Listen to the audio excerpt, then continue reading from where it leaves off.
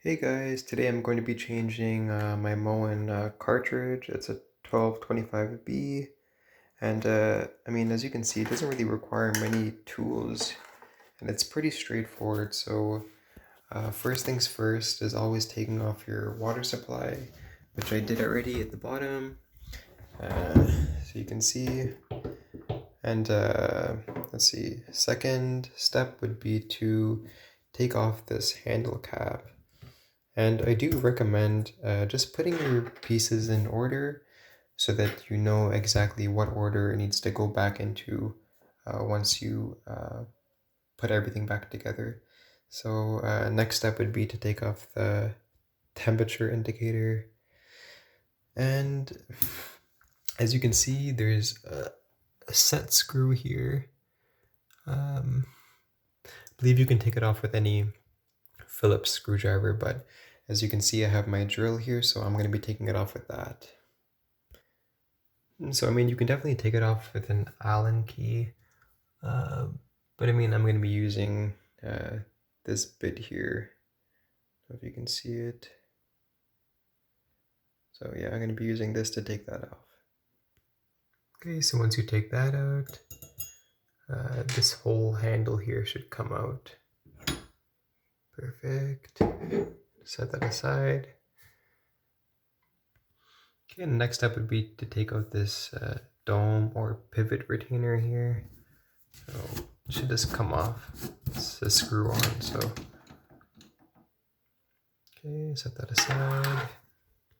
Okay, next step, I believe it's the cartridge screw that holds down the cartridge. So, like I said, you can take it out with any Phillips screwdriver, but I have a drill, so I'm going to be taking that out right now, and I'll show you guys after. Okay, next you can just take that out. Okay, and that's the handle adapter.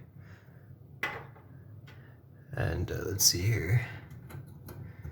Yeah, we also had a broken piece here, but I got the handle kit assembly brand new, so I'm going to be replacing this as well. This is supposed to hold down the cartridge screw. So, but yes, and this whole piece should just come right off, which is the washer. This whole piece, white piece.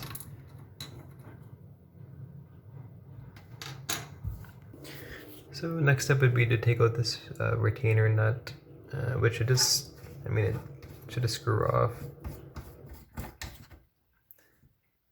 Okay, and once that is off, this whole handle should just come right off.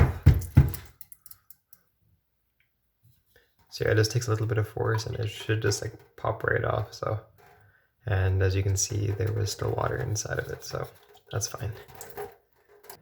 Okay, next step would be to take out this retainer clip right here. This is important because, if this is not set properly in place, the cartridge might just pop off because of the pressure. So this is what keeps the cartridge in place. So just take that off. And another important advice, just make sure that your cartridge stem is exactly where it was when you took off everything, because this is what's going to determine your hot and cold, right? So if it's accidentally reversed when you put everything back on, it's going to be the hot and cold will be reversed. So just make sure it's exactly where it was when you took everything off. Okay, next I'm just using my pliers, and I did just take it out because it takes a little bit of force to take out the cartridge, but after a little bit of trying, it should just come right out. So that's the cartridge. Okay, next you just put the new cartridge back in place. Okay, next step would be to put the clip back in, which I just did. As you can see, it's on both sides. So again, this is a really important part, so the cartridge doesn't pop off.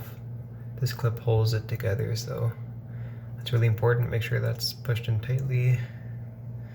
I'm not sure if I mentioned this earlier, but there was a washer on this, so that should go on next. That going properly. Okay, so you can see the washer's on there properly, and the next piece that should go back on is the handle. So you're gonna just put that back on there. Just make sure it's pushed down tightly. Next piece should be the retainer nut. I believe that's what it's called, and that should just slide back in there. Okay, the next piece that should go on is called the pivot stop. So we just slide that on there. It just should sit in flush, just like that. And I mean, the reason why it's called the pivot stop is because, I mean, when you put this handle adapter back in there, it's going to be able to stop it on both sides. So on left and on right. So it doesn't rotate 360. So next step is putting the handle adapter, and you put this black piece in it to basically hold down the cartridge. Right, so we can do that right now.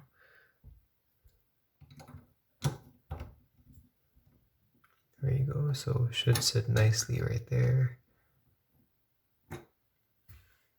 Next step is putting in the cartridge screw. Let's see here. Sorry guys, it's really hard to film with one hand, but yeah, just put that in there. Okay, and then yeah, once that's in there, you just screw back in.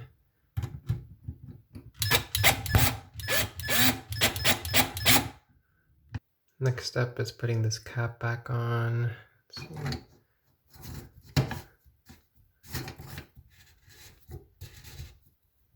It's a little bit tight.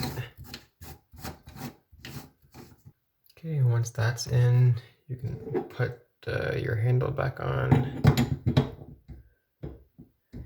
And then once that's in, you put your set screw back in.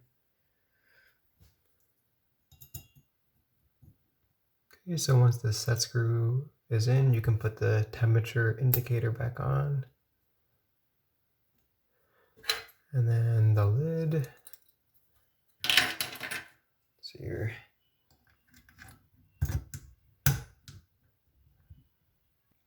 There you go. Like I said, guys, sorry, it's a little bit hard to film with one hand, but and then after that, you turn the water back on. Guys, and that is all it. Hot, cold, and yeah, and that's how you change a 1225B cartridge.